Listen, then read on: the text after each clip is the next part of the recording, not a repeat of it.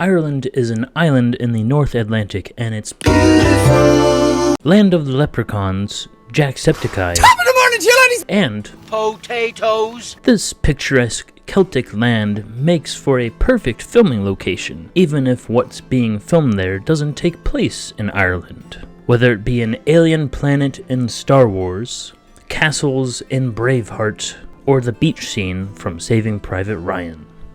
Yes, that beach scene. The Emerald Isle has grown to be quite the popular destination over the past few years, and I thought, traveling there myself, 7 times in fact, why not make a travel video with you at the center? Chapter 1. Arrival. Chances are you will be flying into Ireland, and your first introduction to the country will be Dublin Airport. Once you're through customs, you'll be greeted by this yellow star thing, and likely be looking for transport to Dublin. You could rent a car, but for this leg of the journey, I recommend taking a bus instead, especially for you long-distance travelers that are probably very jet-lagged. Once you checked into your Dublin accommodations, or at least checked your bags, it's time for Chapter 2, The Dubs. The capital of Ireland and the most populated, Dublin hosts a plethora of things to do, from tourist traps to the more authentic experiences. You'll want to set aside the first day or two to explore Dublin and its surroundings. You can check out the Guinness Storehouse for a tour of Guinness history and a 360 rooftop view of the city, or even a tour of Trinity College for some history.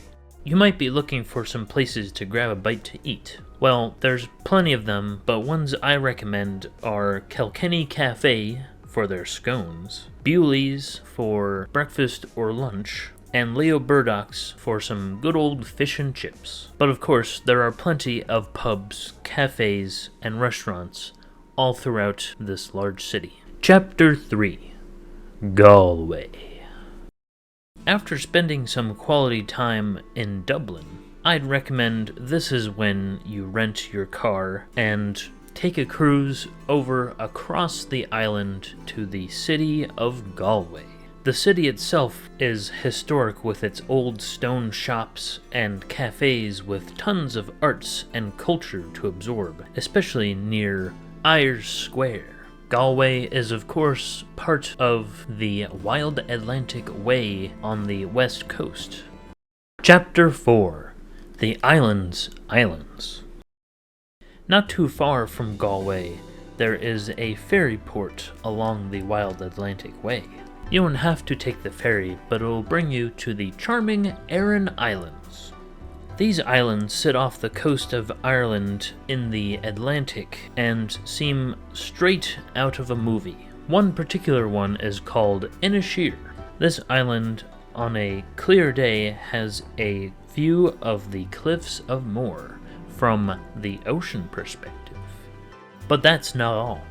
There's also a shipwreck, a lighthouse, probably didn't help the shipwreck much, a wee airport, and tons of stone walls that make for a bizarre sight while riding around on bicycle.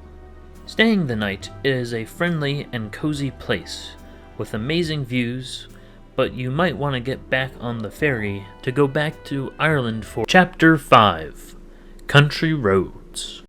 Back on the mainland, after your island hopping, a key route many people take to enjoy Ireland's scenery is called the Wild Atlantic Way, which I mentioned earlier. This route stretches all along the western Atlantic coast of Ireland, as the name implies.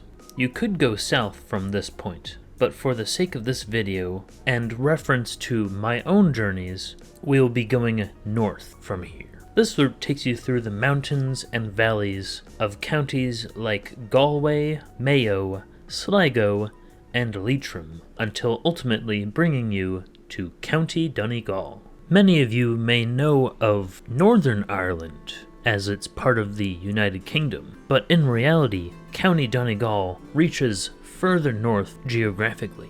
The northernmost point, in fact, Mallinhead, has been featured in the recent Star Wars films. If you want to see the ultimate landscapes of Ireland, Donegal is probably up there with one of your top choices. From Slieve League to the Fanad Head Lighthouse, from Five Finger Strand to Kellybegs, or from Glenveigh Castle to Mount Errigal. Climb responsibly. There is, of course, the two main towns of Donegal and Letterkenny, the latter being the most populated town in the county, and many, many sheep. Chapter 7: Northern Ireland. You may know that Northern Ireland is part of the United Kingdom. However, it does not mean you have to go through a border check to go from Ireland to Northern Ireland. But things are a little different there compared to the Republic of Ireland. Crossing over the border, you'll find some icons of the island. Along the coast, you'll find attractions such as Giant's Causeway, with its hexagonal rock formations, as well as the Carrick A. Raid rope bridge, if you're feeling daring to cross it. And speaking of daring journeys, you can check out the Titanic Museum in Belfast, and even the slipway that it was built in. Chapter 8: Farewell. As your trip starts to conclude, you may want to stop at a castle or two to get a few pictures, and maybe stop in Dublin as well to get a souvenir or two. And as you board your plane back home, you think back on your trip and what a lovely experience it was in a country that probably hasn't gotten as much attention as other places such as Italy or France or even the UK. Thank you everyone so much for watching. Subscribe if you want to see more trip type videos, and I will see you next time. Bye everyone!